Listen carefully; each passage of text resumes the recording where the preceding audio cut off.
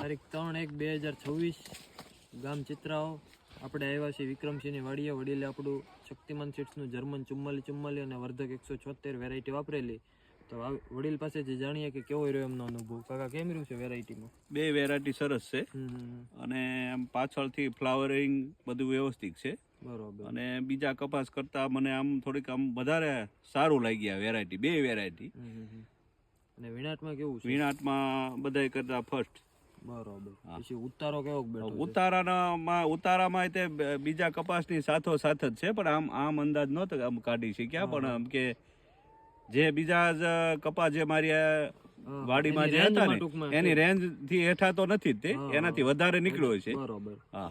અને કપાસ છે એક પેશીમાં 8 થી 9, એના લીધે વજન ઘણો આપ્યો છે. બરોબર. પછી હડા હુકારામાં કેમ રહ્યું છે? સડો બિલકુલ નથી. પછી છોડની હાઈટ ઈયળની દવા મેં બિલકુલ છાંટી નથી. સોશિયાની દવા છાંટતો હતો, બાકી ઈયળની એકય આમાં દવા મેં છાંટી નથી. બરોબર.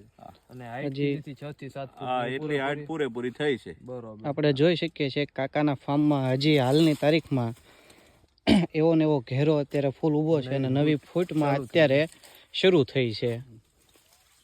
આપણે જોઈ શકો છો તમે ફાર્મની અંદર ઠેઠથી ઠેઠ સુધી વેરાયટી એક જ સરખું ઉત્પાદન.